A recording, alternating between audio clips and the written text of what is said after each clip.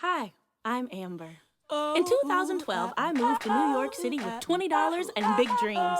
A year and a half later, I made my Broadway debut. But then, my show closed. That's not me. That's Audra McDonald. She has 6 Tonys. I have bills. I was out of work, eating donuts, watching Real Housewives. I was depressed and wondering what is next. If I don't book another show for a month, a year, 5 years, how am I going to survive? Financially, creatively, emotionally, will I have a purpose?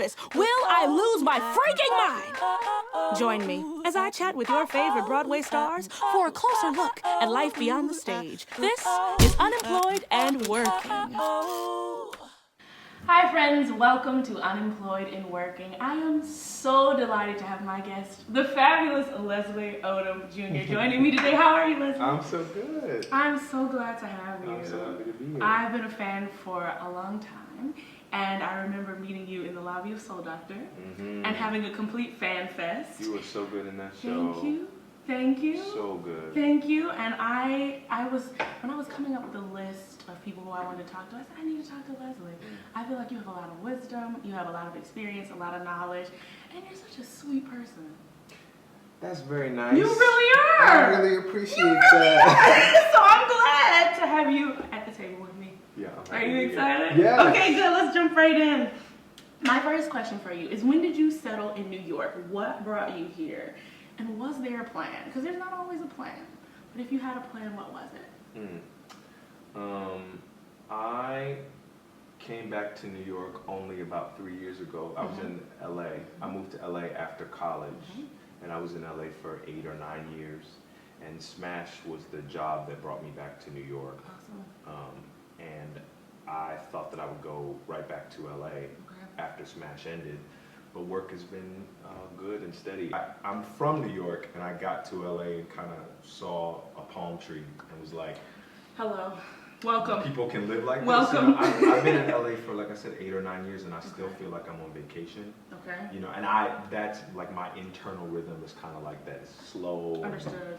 I like the peace and the solitude. But New York, you know, creatively, you know, New York is really good for me. So I'm happy to be here for as long as they'll have me. I like it. Yeah. So in between LA, New York, spans of unemployment, have there been any really difficult times or really long lengths of time? I like to call them the lean months. Yeah. Have you had any lean months of unemployment? Absolutely. Okay. Good. That means we got a lot to talk about. Absolutely. So I want to talk about unemployment. It can kind of weigh on your finances. It can weigh on your spirit. It can weigh on your psyche. I know as actors, we probably operate a lot better when we're more stable, when we have a job, when we can pay our bills, we don't have to swipe our debit card and hold our breath. Yeah. So talk about first unemployment on your spirit and your psyche. How has unemployment affected, Leslie, the spirit, the soul of you? Well, you know, everybody in this world, most of us, we want to work to pay our way. Absolutely. You know, you don't want to borrow money from mommy and daddy. You don't want to borrow money from your friends. So I think it weighs on a man's soul, it weighs on a woman's soul when you can't pay your way. One of the main things that you have to learn how to do in this business is deal with unemployment, because most of it is unemployment. Most of it is looking for the next thing, and so how you fill that time is one of the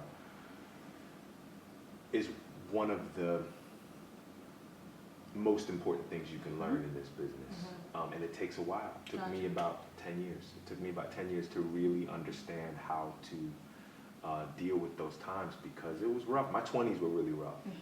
Because in LA, you see, I worked right away in LA, and I worked pretty steadily, you know, that first year on paper. Yeah. You know, I had a recurring on CSI Miami, and I had a recurring on Kevin Hart had a sitcom. I had a recurring on Kevin Hart's show.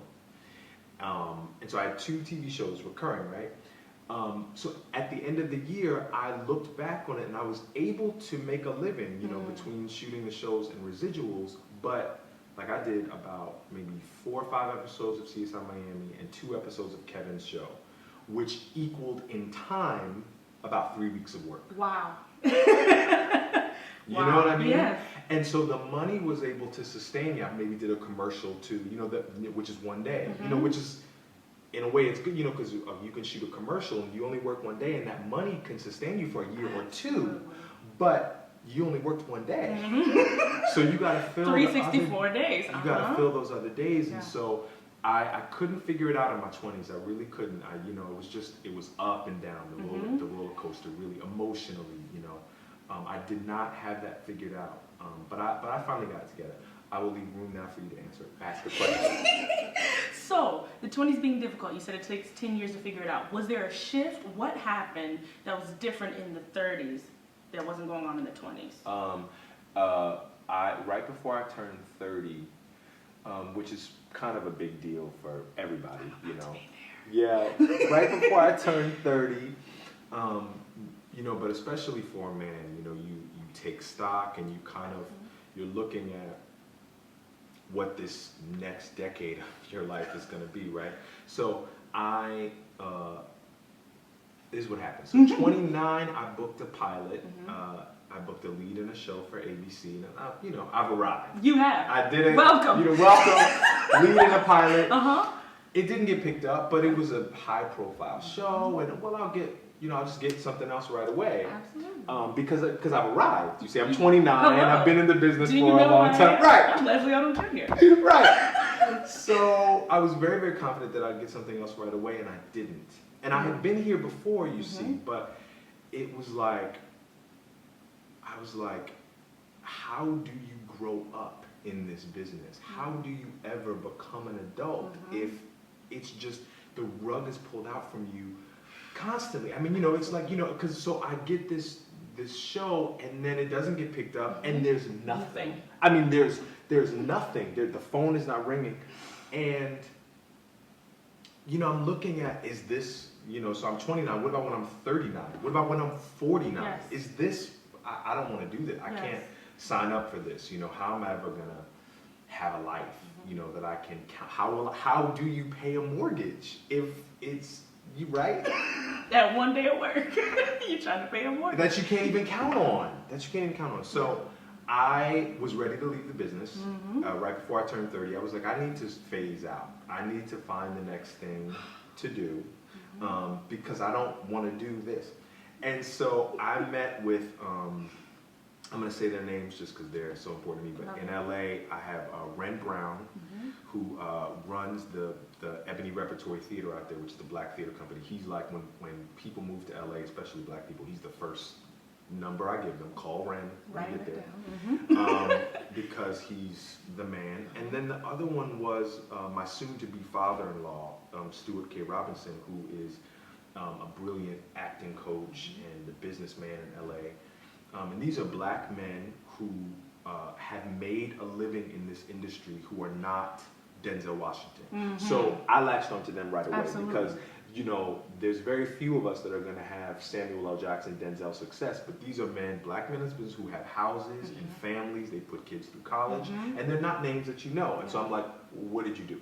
So I called them just to sort of reach out and find out, what do I need to do next? And they both had fantastic advice for me. So that's the first thing. I think when you are in a lull, when you are drowning, you need to reach out for help. Absolutely. You have to ask for help. Which is a lot of time for actors, the hardest thing to do, asking for help. You have to, and it's you have to ask for help financially if you need it, and you have to ask for help emotionally. You have to, everybody has a network. You have friends. There are people that care about you, that want you to survive, and so you reach out to those folks. So I reached out to Ren and Stu, and this is the part that I always tell people. He told me, he said, look, you can quit if you want to quit. That's cool. And we can talk about that. We can talk about places that you'll go. He was like, I just don't want to see you quit before you try. And I was like, what are you talking about trying? He was like, I don't think you're trying. You're sitting at home waiting for the phone to ring. And when you get an audition, of course you have a great audition. Wonderful. You've learned how to do that. But what are you doing for yourself? And he gave me a couple of steps. They'll be different for everyone. I don't have to bore you with the steps that he gave me, but that was the key. Because he showed me that there was more in my control than I was willing to admit. Somebody like you, somebody like me, you know, anybody, there's more than one thing you can do. Absolutely. And so agents and managers are wonderful if you're lucky enough to have that. You know, they're going to do their part over here, and you have to do your part. And so I learned every single day, you know, what did I do for my career today? What did I do to try to get a job today? Who did I email? Who did I text message? Do people know I'm out of work? Have I hit people up and said, hey, I'm free? Hello. You know, have I taken a class? Yes. Have I, you know, I would go on these reading jags, you know, now where it's like, okay, well, I'm free. I got a library card. What great fiction have I never read? Yes.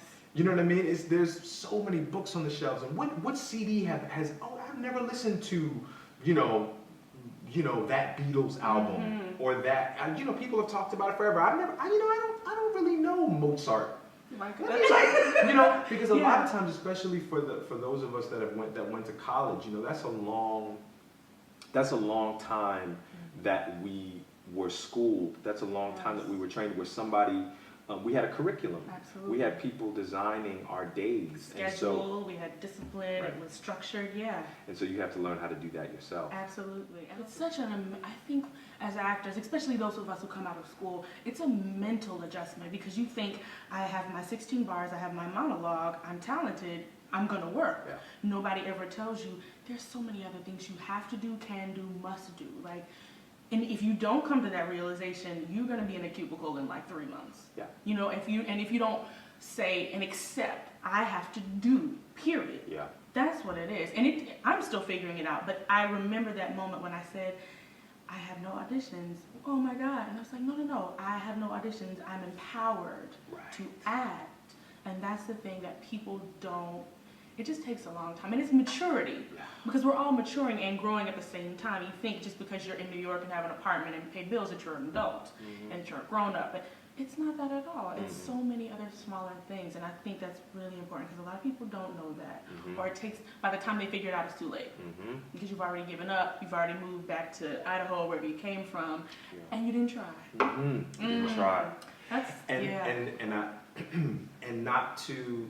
You know, I also have to say that it really is okay to move back to Idaho. Absolutely. It really is okay to move back to Idaho for a time or forever. Yeah. You know, while you're figuring things out. And there's also, you have to be, I mean, you know, there are so many people, especially in the theater,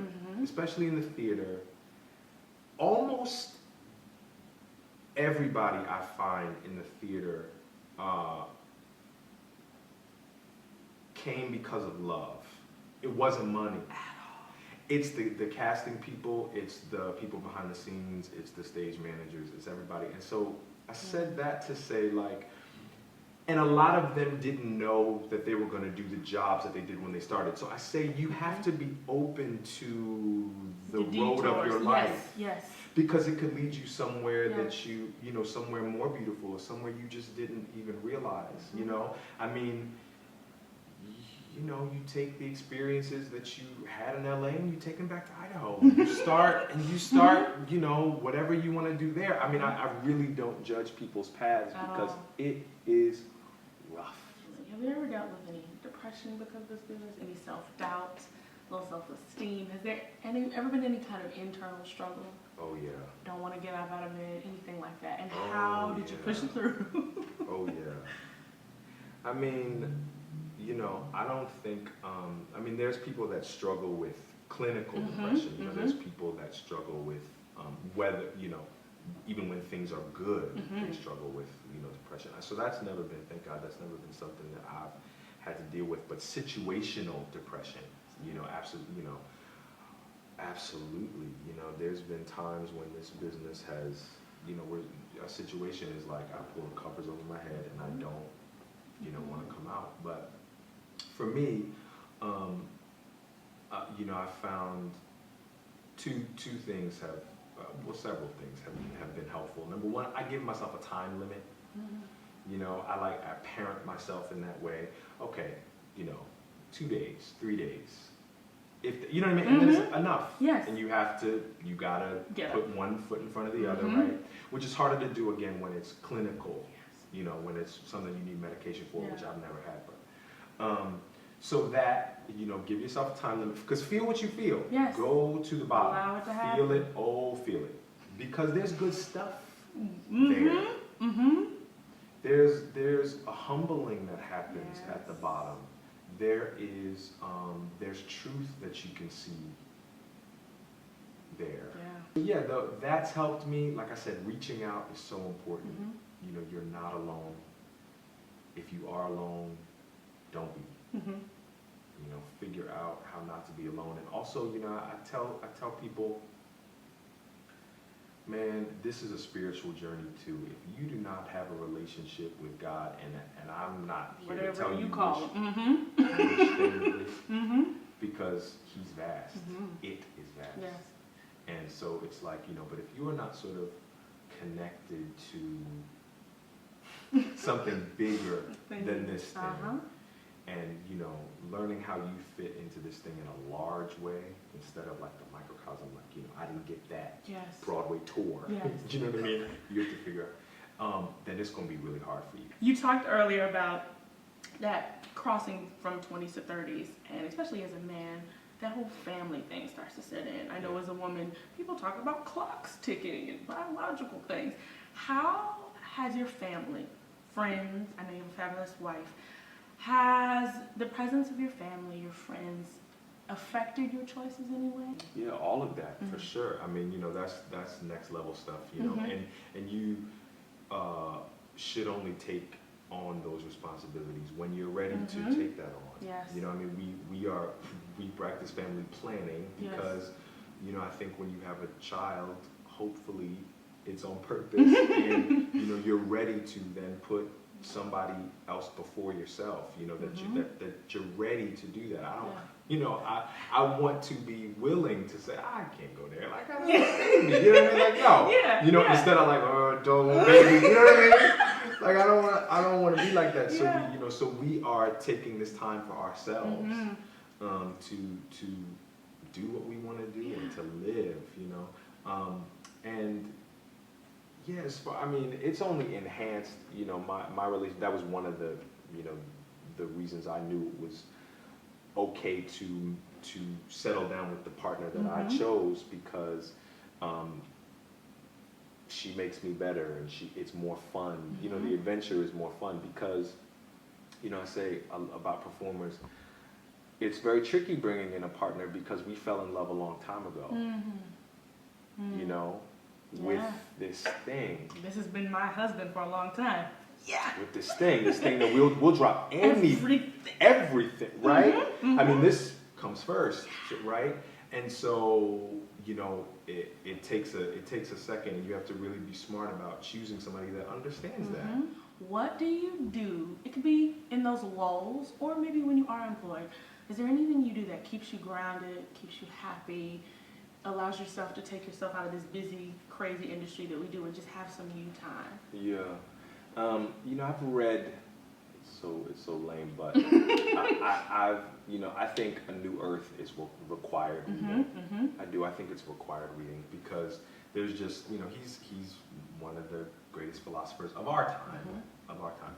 And so, you know, I just think that there's a lot of things that he says, you know, that allows you to separate fact from fiction and deal with real. So I've read that book like 6 or 7 times. Power of Now is also a great book. And what are the things that you do in your downtime, in your free time, or that you've taken on as like, I know I can act, but I can also do this? Do you teach? Do you write music? Is there an organization or charity that you work with? I think I heard there's a fabulous album out that someone's singing on. Yes! What are those things that you do on your own? Because you're not waiting on the phone to ring. You know, one of the tricky things too that people don't tell you about is that sometimes even when you're working, you're not being used the way you think you should be used. Absolutely. So there are the lulls and there's the unemployment time, right? And then there's also the times when you have a gig and you're bored. Hello, somebody. Hello, and that'll preach on today. Where you have Yeah. a job that Yeah. is paying your bills, But it's not paying your mind, your creativity. Your, and you still have energy left over, and you Yeah. still have stuff to say. Yes.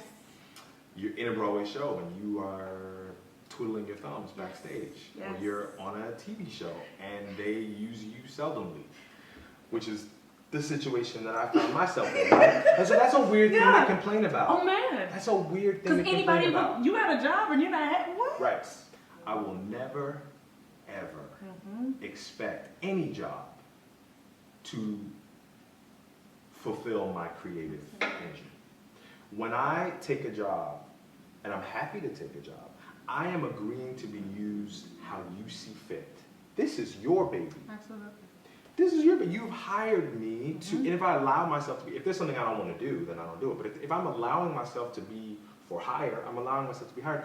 What do you need? I'm here to be of use however you need. And then when the clock hits 5, now I take the money that I make and I take the relationships that I build and I do what I want to do with it. Absolutely. That's mine. And you know, the CD took about a year and a half, so that was a long project, and stressful and fun and hard, Yes. but mine. Yes. Yes. But mine. Yes. Right? Yes. I'm not gonna stress and lose sleep over this TV show that ain't that don't have anything to do with you. Right. I'll stress and worry over my stuff. Right. So that was a big lesson. So yeah, I would love to record again. You know, we have some live dates planned for the album. You know, we're gonna travel around with the album. I have a theater project that hasn't been announced yet that I'm gonna be involved in this winter. Yay. Very, very excited about. Look out for that. Whatever it is. It's gonna be great. It's gonna be great. Best thing I've ever read. But so that's gonna prevent us from doing some of the live stuff. But we're gonna have a live show in New York and a live show in LA, and then some little spot dates. Awesome. Please tell us where we can purchase your album, because that's what people need to do. Anywhere music is sold online, iTunes and CD Baby and all those outlets. And song number 1, I'm partially biased. Song number 1. The creamy vocals, the creamy jazz stylings of Amber Iman. Oh my God, Leslie Odom Jr., this has been amazing. Thank you for joining me. You're awesome. Guys, look out for Leslie by his music. Support him wherever you see him. He's awesome. Thanks for joining us. This is Unemployed and Working. Please don't be offended if I preach to you a while. Just look for the silver lining. Tears are out of place in eyes that were meant to smile. Just look